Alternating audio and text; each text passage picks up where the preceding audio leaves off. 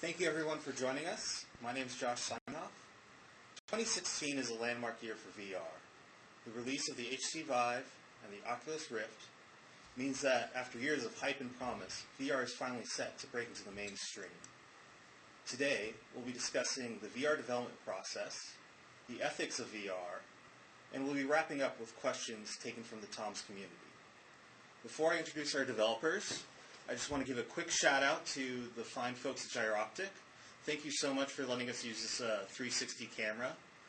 And yeah, let us begin.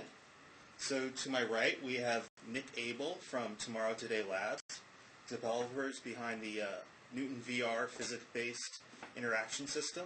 It's designed for Unity and maintained as a free resource to VR developers.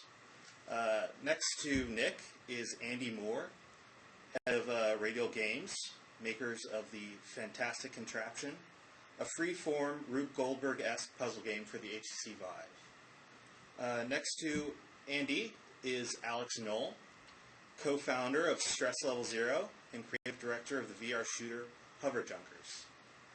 And to Andrew's right is Andrew Dayton, former technical director of Pixar Studios, co-founder of Radial Games, and executive producer of the turn-based VR strategy game Quar, Battle for Gate 18. And finally, we have Kalen. He's a co-founder of Functronic Labs, developers of the upcoming VR native first-person strategy game Cosmic Trip. Thanks, guys. Thank you for joining us. Thank you. Thanks. So I wanted to start this discussion off by just talking about the VR development process. Specifically comparing it to the traditional game process. So, Andrew, yes. What was the most interesting or surprising paradigm shift you've seen with the shift from VR versus traditional games? So, I mean, our first game was a mobile title. So we started as sort of Pixar artists that did something on our spare time, and then we decided we wanted to do it full time. So our first game, Fly Hunter, was mobile. When we switched over to VR, we got to go to Valve and see, the early prototypes. And what we realized is that finally, VR is actually a real legitimate technology and a new medium. What we learned, I think the most interesting thing is that when you're dealing with a normal game, you sort of have a real simple understanding of what the player is going to do. You can sort of predict what they're going to do. Yeah. When you give them sort of a 360 view, the ability to sort of traverse an area, all of those assumptions are kind of thrown out the window, right? So you can be predictive, but you're not going to be accurate, right? So that's the question is, do you allow the user to be more free, or do you try and sort of drag them around to go to where you want to go? And that's sort of fundamentally that's where we had to do a lot of thinking as to how much control are you going to give the player. So it sort of changes the conversation that you're having with the gamer. Right. It's sort of like film. Like film, there's a story arc. You know where they're going to go, what they're going to see. Traditional games, you could sort of get an idea of, depending on the game, sort of how they're going to behave. VR, it's very, very different. So, like watching my children play is ridiculous because they will do things that I would never expect them to do, right? And it's sort of hysterical, actually, especially like my 5-year-old. She cracks me up. Very cool. Kalen, you just released Cosmic Trip. Yeah. Are there any pros or cons specific to VR development? I know that Andrew just talked about how there's a lot more freedom given to the players. Is that a positive thing? I guess the pros I would say is that the community is really small right now, so it's very easy to get really engaged with the players and kind of get feedback from them, and they're just really engaged fans, which is the best thing you want when you're releasing a game. But the cons are the market is super small, and I guess that's release related stuff, and that none of us really know what we're doing, and it's really hard and very experimental, and 90% of the stuff we try just doesn't really work. Or I think a lot of game dev is iterative, and you just kind of try things out. But in VR, it's really takes that to the next level. I think the things you think will be fun, you're convinced something will be fun, and you try it out, and it's garbage, and then vice versa. Some stupid small thing ends up being like really fun. It can be a core mechanic. Actually, I find that like a pro instead of a con, that we don't Oh, know yeah. what we're doing. Yeah. Because for the first time ever in my development career, I feel like I'm actually inventing something instead of Yeah. remixing Yeah. what Feels someone good. did. Well, it's Yeah. cool that, like, when I'm writing something down or I'm throwing up a blog post, what I'm writing there could potentially be something new. Yeah. Not just necessarily a rehash. Like, the things I'm adding into the conversation might actually be useful now. Yeah. You know, 100 years from now, people might be going, "Oh, remember that first guy?" Yeah, that we did... get something named after Yeah, ourselves. yeah, exactly, If right? you look back at like Blizzard games now, you know, it's like Warcraft and stuff like that. That's RTS now. You know, Yeah. they just like define the genre. Yeah. It's like, Yeah. we get to do that, and we don't even know what the genres are going to be yet. Mhm. And it stretches the mind in a really interesting way. Like, you're sitting there saying, like, how am I going to implement, like, X? It's like, oh, normally I just go and look at, you know, a top list of Steam last year, play a few, Exactly, see yeah. what worked, what didn't, and then come up with something new. But now I'm like, no, just from whole cloth, just invent something and hope it works. I think that's wonderful. On the technical side, if you've got how am I going to get this working, you just go onto the internet and type it up, and someone has come up with that problem before. Yeah. No, in VR, you might be the first one to really try to touch on that specific thing. You got to figure it out and then put it up on the internet, so you get to be the guy who did it. Yeah, exactly. So has that sort of new frontier feeling, has that changed your approach to game design in any way? Well, for me personally, VR has changed my approach to game design. I think the one thing that struck me about VR is that you have to, we actually have to play our own games now. You have to be in the headset to really get a sense for what you're creating, whether that's the scale of content or the interaction models. Before, because we developed on a computer, you know, just a flat screen, and then people would play our game on a flat screen, it was easy to, from like a development perspective, to switch between those two things. Add something in new to a game, test it out quickly, make sure it works, go back. Now it's we have to like get up, put the headset on. It sounds like a little thing, but even that physical movement, it's like totally throws a wrench into my normal design, like my normal design and development cycle. And there's also a huge gap when you're testing it on your monitor.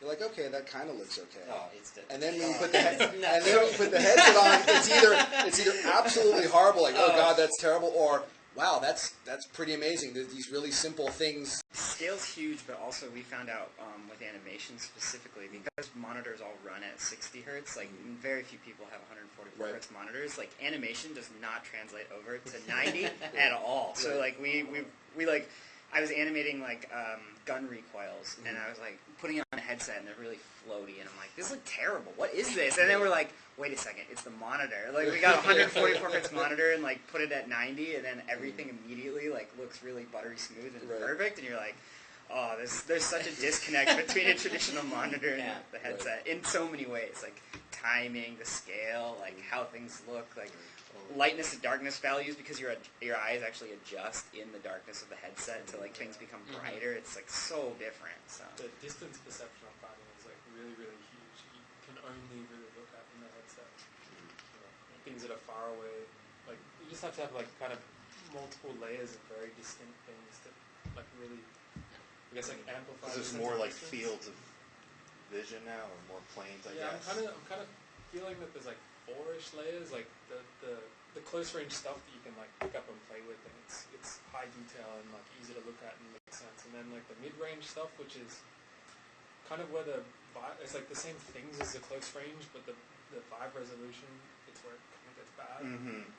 Because you're still trying to like look at it in detail, but it's like starting to fall off, and it's just not very nice. And then there's like the far away stuff where it's like, you know, this thing's happening, but it doesn't really matter if you can't see the detail, and that's fine as well. And then there's like the sort of background distance stuff, you know, mountains and spires and like sort of environment framing stuff. It's interesting that almost every Vive game out there could contain the entirety of Pikmin, like in the middle of the play area, Yeah. not interfering with anything else, right? You could just get down on your hands and knees and play a fully functional version of the game. So there's a sense of like information density that you can put into VR. It's really interesting that like almost no one's playing with it right now. that Right. we're not playing with the view. Yeah. Right. You implement like, so you did a turn-based strategy game, so you can see the entire board, right, as if you're on the map. But do you eventually, if you do something like a Pikmin, do you introduce like a fog of war, right? How does that feel Exactly. weird to you, Yeah. right? How does that work? How does that does it affect interaction of the viewer? Yeah. It almost seems like games like Counter-Strike or whatever, like the classic kind of 3D games, they have this kind of minimum unit of interaction, which seems to be about half a meter or so. Like, there's nothing in the game that's smaller than that, really, right? But now we can get things that are like a centimeter or whatever. Exactly, because, well, especially for the room scale stuff, so we started to like remove the abstractions of controllers. Like with the room scale, it's your actual hand movement that is the movement of the controller, so you get much more fine detail of control.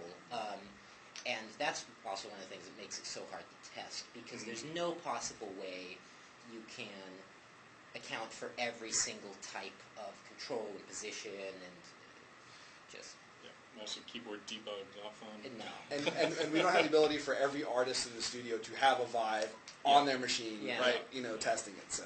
And it's also with the input too, because now people can actually get around objects and look at them from every single possible angle, and you can't necessarily control how the player is going to move their camera. If you try to constrain it, then You could make them sick the and bucket. comfortable. Yeah. I have a random question. Like, how do you guys deal with this situation where you're like at the PC, and then you like put the headset on, and you're like looking at the logs, and you're looking at the code and stuff, and you're like trying to use a controller and like do stuff on the keyboard and with the mouse and. A junior artist sitting at the keyboard with me or yelling, make it louder, make it bigger, make it smaller. Exactly. Do it. No, not that one, right? Or vice versa, where I'm sitting there and trying to what do you want? What do you want me to do, right? Yeah, it's a weird process. Yeah, my boss and I have done that before, where one of us is standing up, and I'm like, crank up some number on that guy. How's that feel? Whoa! No! Turn it down. I actually found some really fun things by doing that, though, right? Like someone puts the decimal in the wrong spot, and suddenly they're tiny, and then the world's humongous. Exactly. It's like, And actually, this is pretty cool. Yeah, exactly. Like, Leave wait, it like yeah. this. Yeah. Like you originally designed something. I find those, I call them like the happy mistakes. Right? Yeah. Like it's so easy to make a happy mistake in VR because everything's wonderful. It's like Bob Ross, right? Happy little accidents. Exactly. Right. Yeah, That's exactly what they are. Yes. Yeah. When I watch like that two-person thing going on, I feel like there's definitely a space for like a game experience DJ Oh yeah. thing. So Yeah. I don't think anyone's really like embraced, but just to have someone in VR and be like really like DJing, the whole experience. Mhm. Yeah, I mean that's the thing. It's like if you have a PC, there is a way to have a mechanic where there's a tandem, right? Yeah. One of the things my partner, Joshua mentioned, was the idea of having if you have a VR experience for maybe your kid, maybe you can sort of interact with them through the monitor and the keyboard while they're playing, right? So it's definitely more of a collaborative. It's like an asymmetric experience. Yes, exactly. Yeah. There's a lot of people working on asymmetric experiences. Our favorite bespoke asymmetric game is Tilt Brush Pictionary. It's so much fun. It's so much fun. Yeah, it is drawing something. It shows up on the TV in the corner of the room. We just have a party. So do you see, I guess, VR as a inclusive medium? I mean, even though you're strapping on this headset and you're disconnecting from reality, do you guys all view it as a way to connect socially in a powerful and meaningful way? I think once it gets further along, the most compelling experiences will be very inclusive and social. But I think on the other end of the spectrum, it lets you isolate yourself like nothing. I think, I agree with that because I've actually, some of the most fun sessions we've had were as a team playing a new game, like Fantastic Contraption when it first came out.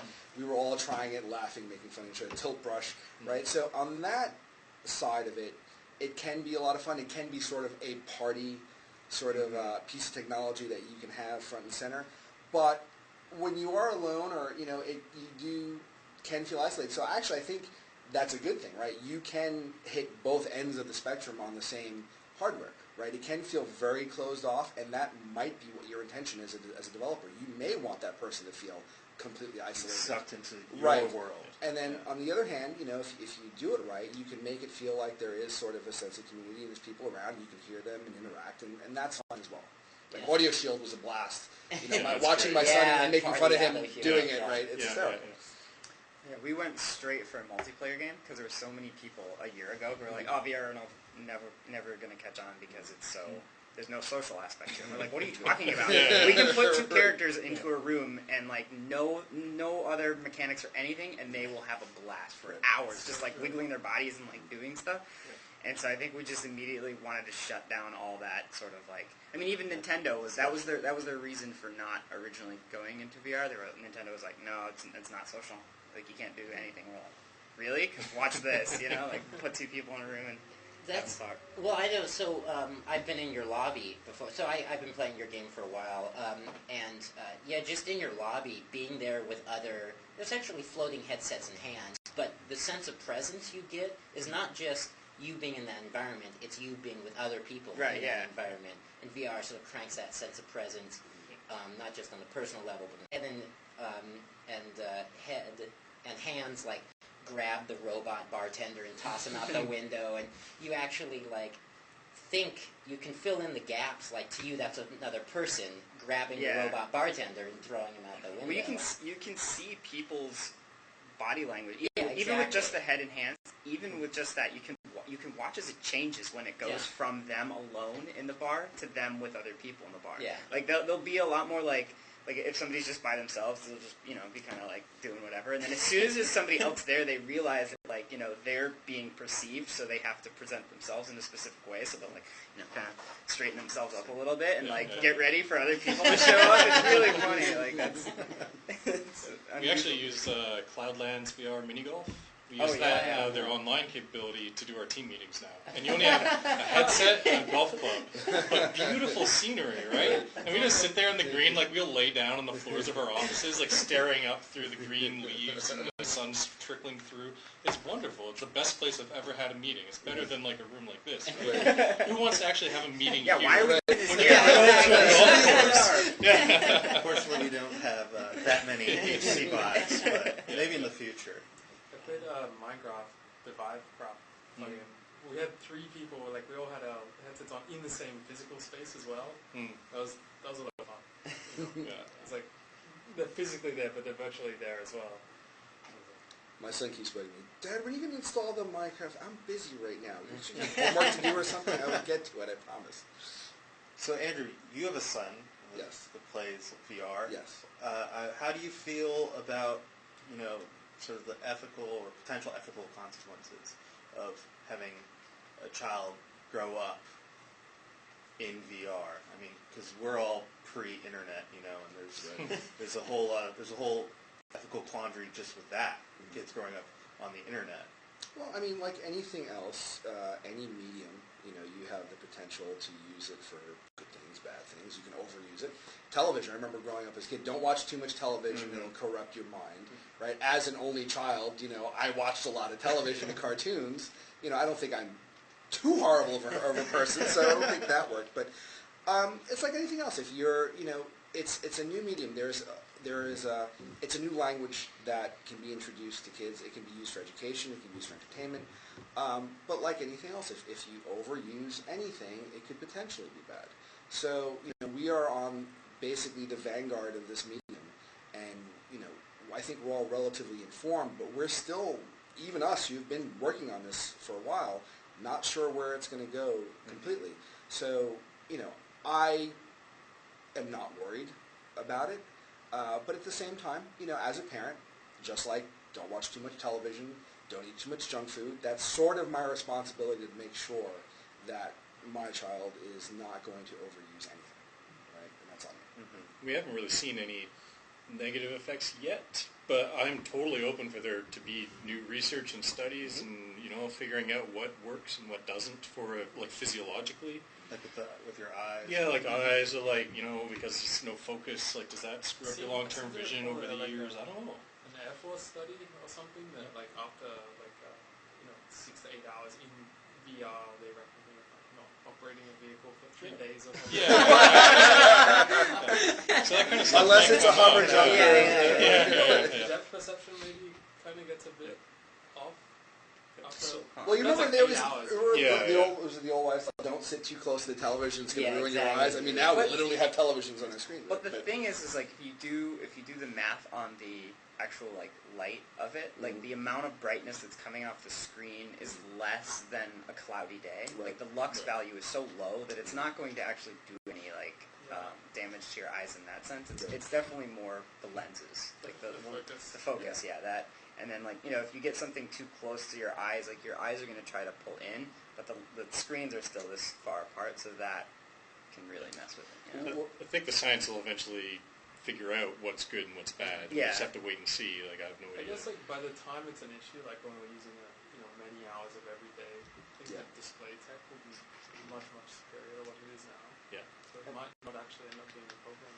Not even, I mean, what I find interesting, the physiology, the question of how that can affect somebody, what I always found fascinating was very early on with the Vive, so you guys have done it. You have 1 million people come in your office wanting to check out the Vive, right? And the one thing I noticed is that over a certain age, they put the headset on and you have to prompt them to move. Yeah. It's like, hey, it's like Exactly. when you watch, like, it's always, I don't know about you guys, but the blue was always the first one I put on. Like, hey, it's passive, right? You can take a look. You can walk. You can walk, right? You can walk. When same thing actually with tilt brush is that they'll paint as if it's a two-dimensional canvas in front of them. They sort of refuse inherently to walk around it and understand that they're painting in three dimensions. Yeah, like, Right.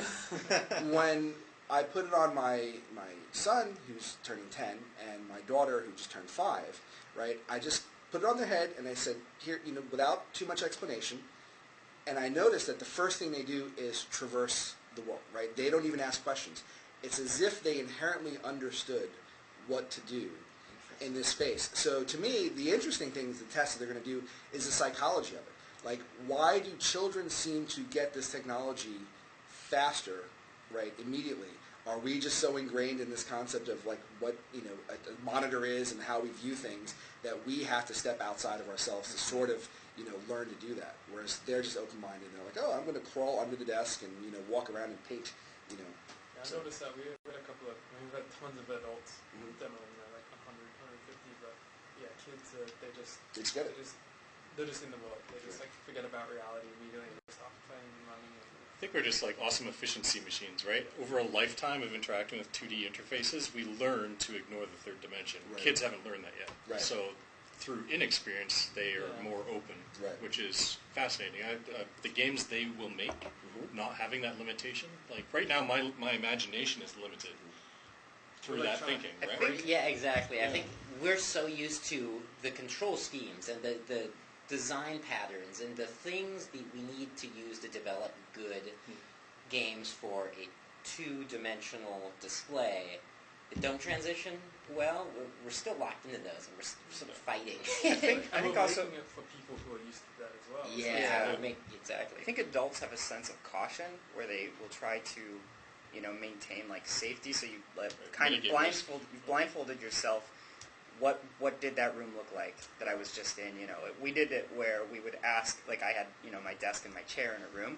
You put an adult in, you have them walk around a little bit, and you say, "Where is the chair in the room?" And they'll be like, "I'm pretty sure it was over there." Right. They're still On the thinking line. about that. They're like, "I have to be careful of that chair." But if you put a kid in it and you say, "Where's the chair in the room?" They're like, "What chair are you talking about? Yeah. There's no chair in this. I'm in a submarine. What are you Right. talking about?" They just completely Yeah, that forget. reality it. tether. Exactly. You tried like a giant warehouse space as well, right? Oh yeah, that is a weird one. Like I'm not sure if you guys saw the video, but we had we made a video where we put the Vive, the lighthouses, probably 30 feet apart, made it as big as we possibly could, and we just like basically babysat the cable, and we tried doing full on like sprint, convince your brain to go through things. Like when you like as if you're like walking, like if you just Virtual walk, wall? if you just put a wall in front of the way and you just like walk through it, it's fine. But the second you try to like lean into it and like give it a little bit of a run, you will always sort of like stop. Like there's no way to trick your brain. Because your brain is too fast at that point. Yeah, it's like Hey, I'm going to make sure you don't Exactly. Wall, I'm yeah. smarter than you.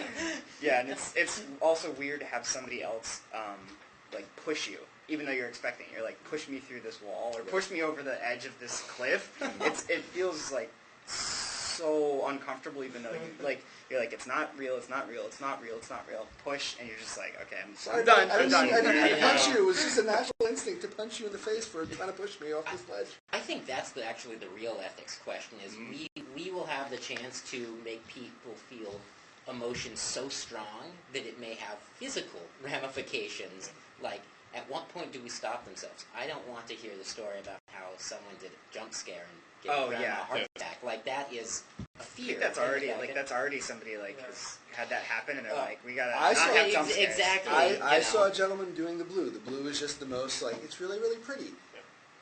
Dude saw the whale. He is on the corner of our room, huddled as if he was being attacked by sharks. And we're all sort of sitting there like, should I stop the demo? We have people who are like not like technically inclined, I guess. Play it. We tell them like you can close your eyes like at any time you're uncomfortable, but it's not obvious. Yeah, maybe there needs to be like When you're I don't know, frightened, you're just It's like people a are like button you can press on the controller, like the big red button, or like a pull something you pull on the controller, which just gets you out. On a treadmill or something. It's like when you fall off the treadmill. Well, yeah, like I have a minor fear of heights, really, really small. I like hiking up mountains and stuff, but I don't like getting close to the edge of like a cliff, right? So I try and experience in VR. I'm standing at the edge of the cliff. It took me forever. I was terrified of like stepping off the cliff. But then eventually, like, I'm just jumping back and forth over midair, I'm like, oh, this is great. Next time I went hiking, not afraid anymore. Now we'll jumping back and forth. Yeah. So I step back and forth. Yeah. So now I'm thinking, okay, well, what if we train some kids to not be afraid of cars and traffic? Big giant rooms of spiders for people who are arachnophobic. Yeah. I don't think. Well, it may work to desensitize, right? Yeah, I don't know if I want to try that. I remember there was someone at the Oculus Connect who was doing like exactly that, and the first phase they would do is like put the spider in a cage on the across a big empty gap on the other side, and then it's like close that gap and then bring it closer, and then like you can incrementally help people get. What do they call it? They call it immersion therapy, right? Like if you're afraid of something, you be exposed to it, and eventually you get desensitized. Yeah. So we actually have the greatest immersion therapy possible, without throwing physical spiders at As long as it's opt-in and not a surprise immersion therapy. Exactly. Yeah. Hey, open that door! All of a sudden, giant spiders waiting for you. Right. Valve did that with their Secret Shop demo, right? Mm-hmm. You can make yourself small on a page of a book, and then a spider crawls around the edge of the book, and people threw the headset. So just thinking about this idea of competing realities that virtual reality is finally offering us, are you worried in any sense that it could destabilize sort of the status quo in any way? Excited, maybe? Excited? Yeah, exactly. Yeah, let's destabilize the status quo. Status quo suck. So you think this could maybe help with the refugee problem, let's just say in Europe? Well, I think, when you're reading an article on a newspaper or on your computer screen, you see the photos, and even if the photos are sort of really, graphic, right, you do have an emotional response to it.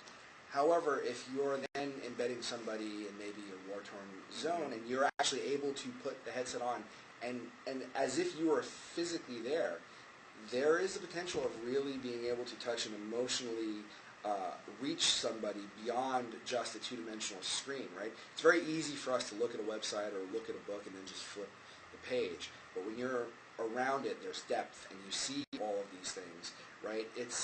There is a potential to really reach people that you may not have reached before. So we're on the beginning. You see there's a lot of people that are working on sort of VR documentaries, things like that, and we're at the very, very beginning of that. There's a really good example of that. Almost everyone's had this experience where you stand at the base of a skyscraper and you look up and you just feel this sense of awe, right? But nobody's ever looked at a photo of a skyscraper and gone whoa. That's right. Right? It just doesn't happen. And that's because we have proprioception systems. There's a whole ton of reasons for that. In VR, you get all that. So you're able to feel things in a very measurable, visceral, scientific way. It's not just you'll feel it. Right? There's things that will actually trigger that don't trigger when you look at a photo. And so that you can use that for anything. And that can be used for good and for bad. Yep. Sure. And so what about, sex. Is VR going to change the idea that we have of sex? Is having sex with a virtual porn star, is that prostitution? Is that real? Porn drove the adaptation of DVDs, VHS, the internet probably. Like, there's so many things that porn drives, but we just kind of don't talk about that, right? Like, DVDs for the longest time had multi-angle buttons on it, and you're like, what movies ever go? Oh. I think as a developer, it's like, hey, the porn industry is really going to go heavy into this. Great. Get us users, and we're going to stay over here and do our game development, right? You go do your thing, we'll do our thing. Out of sight, out of mind. Right. It's just like, Well, a year ago, the first company in VR that made $1 million in sales, like this is before the Vive even launched, right? And the Oculus Rift wasn't out yet or anything, just the DK, like the development kits, right? Yeah. Only lonely developers own the kit, Right. and $1 million company in porn in sales happened, right? Wow. So it's going to drive things, and it's going to be there, and it is going to change people's perceptions and influences around sex in general. How? I don't know. Does it change it more? Does it change it more than the access to porn now? Does it make it? Does it make it further? I don't know. Maybe. I think the people who are making that content are still doing it as entertainment, as titillation. So they're not necessarily trying to drive any kind of culture shift. But they're going to sell hardware, which is good for us, because then we have people to sell our they're definitely going to guarantee it's not going away. Yeah. Anybody who's like, oh, VR is just a novelty, the fad will die. No, the porn definitely speaks for that. Like it will not go away. But it's definitely like, it's not an experience change. It's just like, what it is now is just a better version of it. Yeah. Like going from magazines to videos, it's like, it's the same thing, but it's just better. I think the one like strange difference I think you'll see is that people will realize that the video content is not as powerful as in-engine content, Right. which I think for a lot of people is very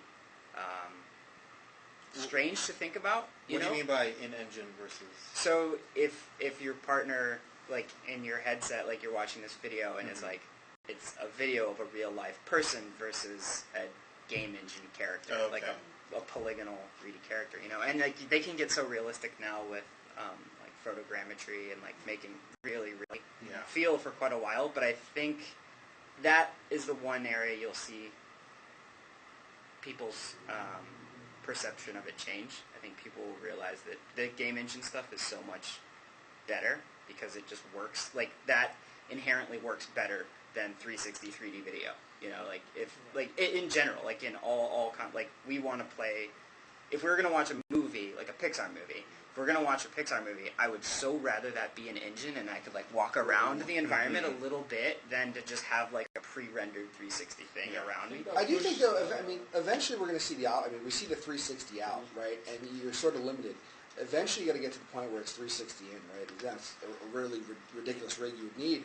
But to be able to have an actor or actress in the center of the room that you can actually walk around, and seamlessly sort of watch them perform or act, that might be interesting. But I agree with you. I think having it where it's sort of rendered and you can, but with that also you can interact with that. You really can interact with a 3D video. Yeah, exactly. Yeah. The video tech will get pushed by that stuff, with the live field and just, even when we get to the point where we can, like depth scan the whole scene and map it onto 3D objects and like render it however we like, but you can't interact with pre-recorded stuff. Right. Yeah. And it's such a big gap. Like it seems like small, but it's like the difference. I call it like passive VR. It's just it's just like a fancy 3D screen on my strap. Watching a movie versus watching a Twitch stream of a game versus like. Yeah. On certain circumstances, it might be really cool. Like if you're, a concert, right? Maybe you're actually on stage 360, be able to walk around. Now it's a passive event, but that I could see being something pretty cool. Sometimes you want it, right? Right. Well, a concert is a passive yes, event for the naturally, most part. right? Exactly, right. Yeah. So it does work for some things. But I'm happy for like that whole end of the industry to just keep driving the tech and lowering prices. Yeah. That's awesome, and then I'll make my games over here and benefit from it. Okay, well, I think we're going to wrap up in a minute. I just want to ask you guys a few questions from the community. Many of our users were curious about the future of VR specifically peripherals. Do you think that VR is going to radically change the way we think of controllers, video game controllers, gamepads? Are we going to see bodysuits? Is there going to be like specific accessories for every game, or is there going to be a sword accessory for this game, a spear accessory for that game? Where do you see that headed? I'm feeling for the first wave of VR, we're just going to want our hands in there, and from that, the next jump will be as much of our body as we can get. I don't like the Daydream controllers and the Vive controllers and the touch controllers. Like I think we're going to hit like a kind of feature parity at the end of the year on all the platforms for like headset and hands, and like some general tracking sphere. I don't know about the next level. We're going to see a lot of peripheral use for content creators like Twitch streamers and YouTubers, because they want to put on a show. There's like a improvisation to a lot of the content that they're creating, and so it'll be more interesting for them to actually like have all that tech and spend all the money to get it so they can get their actual bodies and their fingers and their feet in there.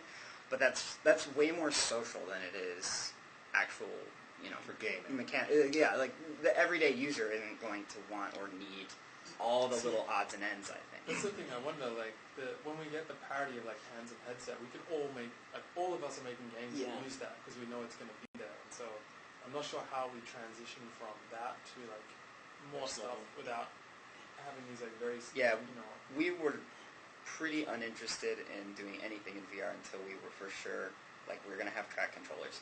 We're going to have hand input. Okay, like, that was the second we were on board. As soon as Valve showed us that, we're in, Before that, uninteresting, and beyond that, it's almost unnecessary. It gets you like 95% of the way there. Yeah. We want projection into our virtual environment, and the thing that we need most, the way we interact as humans with our world, is with our hands.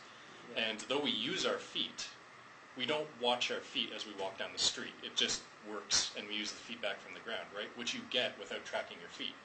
Like, sure, you can get, like, an extra 5% maybe if you track their whole body, and then you could do crazy things, like maybe make a hacky sack simulator or something, right? But the number of experiences you can get with just hands is, like, that's 90%, I think. But, like, as developers, like, everybody has to have the hardware. Exactly. So I'm developing, like, if you're... if the people asking that question are wondering, if I buy a bodysuit, when's the game coming out where I could use that? And I sort of have my hands full making sure that everyone who's bought a Vive can have a really good experience with that hardware. Like at our company, we just finally got our hands on some Oculus Touch, and so that's making me happy because suddenly now I can develop for 2 platforms. So it's important for me, for the games and what I create, to be available to as wide an audience as possible while still hitting a high bar of VR experience, which is why I do the room scale with the Vive and everything, and not just the Oculus with the tracked head. But I'd say hold off on the bodysuit, hold up. I have a couple motion capture suits, that we'll use for animation, and it's great for animation, and you can put yourself in a body in a game engine and look at it and be like, wow, that's really immersive and, like, trippy, but I would not use that for game design. I would not design a game around that anytime soon. Have you seen Res Infinite? No. They have the full bodysuit for that. PSVR. It like rumbles when you like play. Do you really want to answer the door for the pizza guy? Ping pong balls all over you? I don't know if I'd want to do that.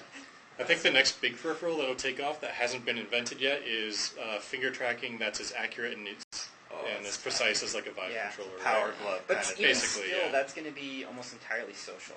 Yep. Like for all the people out there who think that they're going to get Minority Report and have like interactive interfaces in the air, as soon as they do actually have that, they'll realize it's terrible. Like there's no feedback in the air. You don't get like a sense of touching anything in the air. We're just not even our phones. Like you get a sense of feedback when you touch the glass. Yeah, exactly. So. Tell me when you're going to implement glove, like pull the actual trigger in your game. No. What about haptic feedback? Could that? If they can make like Star Potentially Trek get- Yeah, gloves if they can make that perfect accurately haptic respond. feedback, Yeah. it changes that'd the be great. game, but... But that's The mo- way. the most, right, the If most anyone you has can one, get- send me a dev kit. I'll make a game. I would love people to actually be able to touch the walls in my game. Oh, for That sure, would be yeah. amazing. But, I Let's mean, make a most you'll be able to holodeck. get Yeah, is sort of exactly. the micro vibrations, right, that you get on a normal controller. That might, I mean, if you have a glove that's sort of comfortable enough and it's sensitive enough, maybe that's enough to trick your brain into, I am touching something, but I haven't seen it yet. I haven't seen Yeah, an we'll, example of it we'll yet. get better also at using the kind of haptic feedback we're given. So, Yeah. like, we have controllers that have haptic feedback, and the more people play our games, we can figure out what works, we can figure out, and the people will get used to it and start to associate that haptic feedback with certain things in the game. So we'll get better. Yeah, I mean, a really tricky one that we're trying to like play with right now is two-handed objects, because everybody Yeah. wants two-handed Yeah, objects, they wanna and you have pull two it out. separate things. It's just there's such a Yeah. disconnect with these two controllers that aren't like physically connected in any way. So how do you trick a user into like acting as though it's one object? And I mean, there's still really no good way of making it feel like it's one object. Everything's so. nunchucks, just everything is Yeah. And people complain too. It's like you have a phone book, right? You pick up the phone book, and then they pull their hands apart, and you can tear the phone book in half, and they're like, oh, but I didn't want it to tear it in half. It's like, okay, then it just hovers in front of you, averaged out, right? And then they complain that it's not tearing in half. It's like, what do you want from me? Everything. Yeah, Yeah, they want exactly. the haptics. They want the Everything.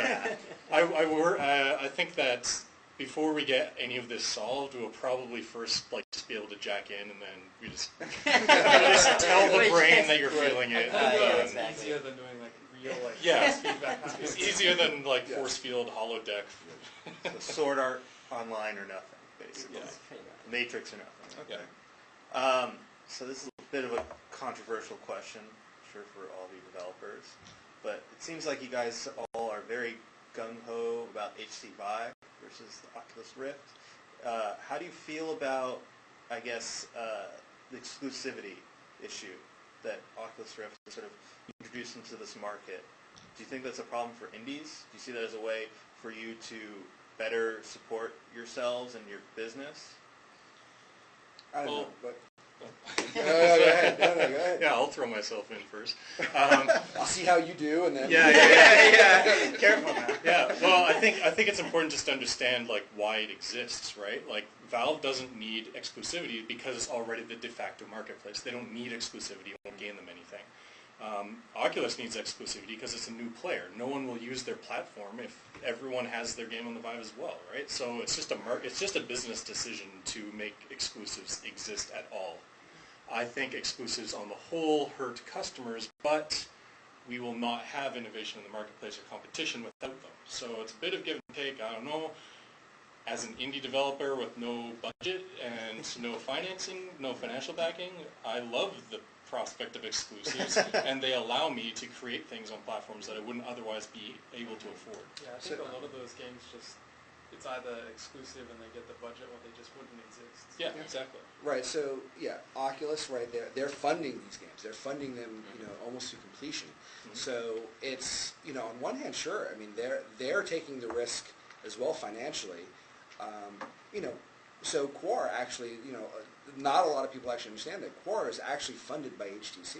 HTC has been a partner of ours, and an investor. So, but HTC's never, there was always a window of exclusivity, but HTC has always been a good partner. And talking to them, they always have said that, to them the most important thing is to get VR to be a absolutely new medium that is pervasive, right? And I think, but I've also talked to the Oculus guys, and they're great, also. They have the same sort of feeling. So I don't particularly have any issues with it. If they're funding this project, right, it's okay for them to have an exclusive. There has to be something for them to say, this differentiates us from this other platform, right?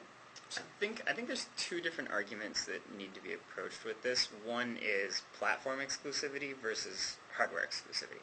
So, I mean, there's a lot of people who are arguing that if this exclusivity is okay, then like Asus monitors can have exclusivity on games that will only run on this specific monitor. And I think that, and then people argue, oh, a VR headset's way more than a monitor. I think that argument might have been true a year to 2 years ago when it just looked like Oculus was the only headset that was going to be available on the market, but now that the blueprints are there, anybody can make a headset.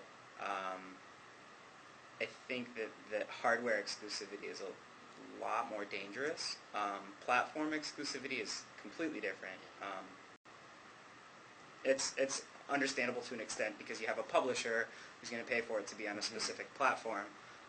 Locking it to, that platform's preferred hardware is a little bit, It gets weird because it gets the weird. platform holder is also the publisher and Right, and yeah. the platform. Yeah. And then you have all you their have fingers these in each other's butt. you have these issues of people who create software that gets around it. They'll hack it or patch it or whatever they do to get hardware that's exclusive to work, or software that is exclusive to one platform to work on the other. The like the guy who made the Oculus Revive, yeah. And that is just showing. I mean, that's dangerous for everybody involved because that's showing that, hey, look, this game, it actually does work on both hardware. There's not something that the hardware is preventing from going over. So why is this locked to just this one hardware manufacturer? And I think that's where a lot of the controversy comes from. That upsets a lot of the community. I was going to say, so as a developer, I want to see my content on as many pieces of hardware as possible, maybe platforms. I think it also goes back a lot to, there was some confusion in messaging, specifically from Oculus, because I bet if I was talking to a business guy from Oculus and they said, Oculus is a platform, we have the hardware, we've got our storefront, and we're funding games, and we want, people to buy into that platform. And that's a fine business decision to make, but then you have to make that really clear to the consumer up front that that's how it should be treated. And instead, a lot of people see it as these hardware platforms, these essentially I/O devices, which is what a VR headset is. You got input into the eyeballs, output from the head and the hands. And then separately is the platform where you actually purchase the game and run the game. And so it's are those going to be disconnected? No one's giving my company money, so I want to get my content out as much as possible, but I can absolutely understand the business decisions that other people make.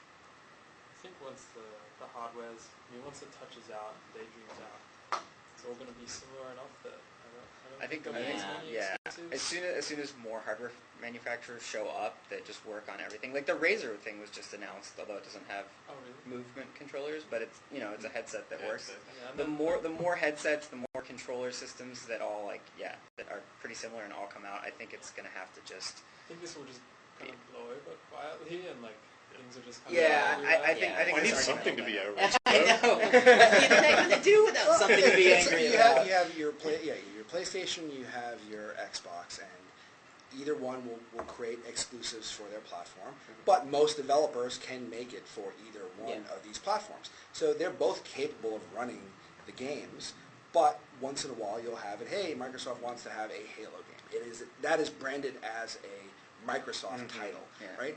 I don't think anybody really is outraged about that, right? It's like, okay, well, if you happen to not want to get an Xbox, you may be a little upset that you're not going to play Halo, but the community doesn't tend to rage against that as much. Yeah, I think there's an understanding that Microsoft put a lot of money towards making that happen. Right. That was the decision.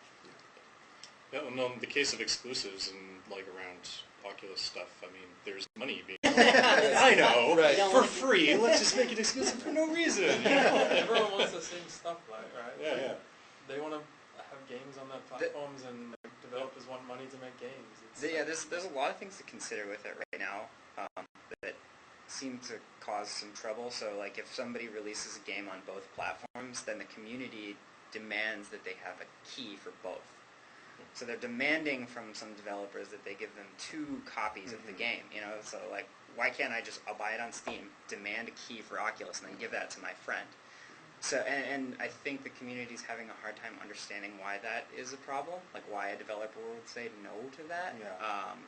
And so that's like something to consider for a developer who's going to release on multiple platforms. Is everybody's going to want stuff. Why can't I buy Madden on Xbox, but why aren't you giving me the PlayStation version of Madden? Yeah. For free also. For free, because I've got both of the I paid hardware for it, here. yeah, Right, yes. It's that's a very strange thing for PC gamers, I think, to come to terms with. That is, I think that's where the conversation kind of gets, I guess, confused a little bit. Is that you're dealing with PC gamers. Oh, for sure. And they haven't had to have this sort of Xbox So- versus PlayStation this conversation. So like a thing that we're running into that's a bit of a pickle for wanting to come on multiple platforms is that a lot of because our game is multiplayer specifically. Single player, this is less of a problem, but for multiplayer, a lot of our networking and multiplayer backend is built into the Steam platform. So if we want to come out on any other platform like Oculus or PlayStation or whoever, that means we'll have to figure out a way. We would either be separating those two groups of players, or we would have to figure out a way to get them to integrate. So we have to build a middleware system that connects Steam backend to Oculus backend, and then that gets into a whole ball of like legalities. It's like, is that okay? You know, what if there's two people who have the same identical names on Steam and Oculus? How do they, like, what happens if they go in the same game together? Like, there's all this crossover that needs to be sorted out that makes it really complicated. And obviously the easy solution is, we separate those two player bases entirely, which is terrible because then you're dealing with like a fractured You still have to rewrite the multiplayer engine for the new platform. So it's not like it's not like you get it for free. Yeah, You still have to. It is a problem though. In case if you're saying, hey, there's so many users on my PlayStation version and my Oculus version, I gotta figure out a way to connect them together. At least that's a good thing. That means at least all three platforms are hopefully doing well. But yes, it is. There is all kinds of ways. Ideally, right. we have the biggest player pool possible. Right. Put everybody Giant together. ecosystem with everybody in And then beyond that, I mean, that's obviously like the back end. Then beyond that, you have to worry about the performance of the hardware. Like how do these things function differently, and are people going to like go crazy if one is seen as inferior? Like if you put a PC player up against a console player in a first-person shooter, that console player is never going to win. It's just not. Nor should happen. they. So I mean, what happens with VR hardware if it's not quite the same? If one is like has a harder time or can't do quite the same stuff, then it just opens up a huge can of worms. So. Like I said, talking to both, the team at Oculus and the HTC, right? Nobody's sitting there twisting their mustache. They've all been, and seriously, really awesome to talk to. They're really inclusive. They're more than happy to talk about almost anything, and they're really helpful. So, we haven't had any friction on either side of that, and I think that's really good because I think we all feel the medium itself is the important thing. At the end of the day, we want VR to succeed. Because that's better, a rising tide lifts all boats. Never felt like such a collective goal. Yeah. That, like everybody's all working towards the same thing. When we're on, so there's a Slack dev channel that a bunch of us are on, Yeah. and there are reps from Oculus, and there are reps from HTC and Valve, and you just message them. You just message them, and they're actually, it's really helpful. I think you probably saved my ass a couple times. I'm not sure. I think so. Yeah, like. Kaylin, what's I don't know. Let's go save me on that. So. It is sort of funny because I've seen certainly you talking on that Slack channel. So it's just even within the VR community, there's this certain feeling of we are working on something new together. Let's help each other out. Yeah, well, there's just no room for like serious competition right now. Everybody has to work together, or it's just gonna crumble. I mean, even the hardware manufacturers, like it can seem like they're going at each other's throats with We stuff. can all try and but kill each other in 10 years. Yeah. Let's wait a decade. Yeah, let's wait a decade. Right now, we're all cool. We need to figure it out so that people don't just like. What we really need are the porn guys to come in and say, That's got to be an interesting Slack channel. Well, yeah, we'll bicker and squabble and just like completely fail all our game design stuff. But those guys will make sure the hardware is. I think every consumer's concerns will evaporate once every game sells 1 million copies. Don't have to worry about anything. So if you want Yeah. all these problems to go away, just tell your friends That's to right. buy all of the kits. I know my concerns will evaporate. Well, I mean, the one thing that's hard about the adoption is it's like telling somebody who's never been in love what love is like. It's like same with Yeah. VR. Like, oh, I don't want to try VR. It sounds gimmicky like 3D film. Will you just try it on? I don't really want to. Will you just try it Yeah. on? And then once they do it, oh, I get it. That's it. Yes, that's Every absolutely. time. That's Like, absolutely. every single right. time, everyone's sold. I just need Never to had drop a someone person- into tilt brush, and they're like, I get it now. You know? Yeah. I never had one person said, after taking off the Vive. Yeah. Never. And we've had hundreds of people at this point. Yeah, same for us. Yeah. Yeah. I noticed it's like 5% of people maybe. It's like you just change their lives so intensely. And they just sit there and I love- stare. I love how, like over the past year, like before it was like very well known, just like having one and you'd have, investor types and like old crotchety studio types come by and like just like watching their expressions when they come into like a meeting, they're just kind of grumpy. They're like, what am I doing here? Why am I at this weird warehouse place? What is this like device I'm putting on my head? And then they'll go into the blue or tilt brush or something and just come out like, I am really glad I came here today. And then just like walk out like completely with their minds blown. Like, I've had several people come in, try it on, and say, okay, where do I buy one of these, and how do you open Unity? Like, Exactly. Yeah. I want to be a game dev. But it is life-changing for many people. Except when the office is really hot and everybody's using the headset Yeah. and it gets a little swampy. Yeah. That's the only downside. Did Dirty all of you headset. buy the little Oh, yeah. office Yeah, protectors? yeah, You they're need sold right, those they're sold right. necessary dev material. yeah, for sure. Well, it's on my forehead for 8 hours a day. Like, I can't not have one. You keep it on your head? No, I keep it on my forehead. It's like, who wants to go next? Yeah, can we wait 10 minutes? Can you put it under a fan or something? Just let it cool off. Yeah. Okay, well, that's all, folks. Thanks again for joining us. Thank you guys for joining us. This was amazing and Thanks awesome for hosting. conversation. Yeah, thank you. Of course. Fun. And last but not least, I want to give a big shout out to the Toms community. Without you guys, this would not be possible. So thanks again. And be sure to tune into the forums for the rest of E3. We have a lot of all-access coverage coming up. So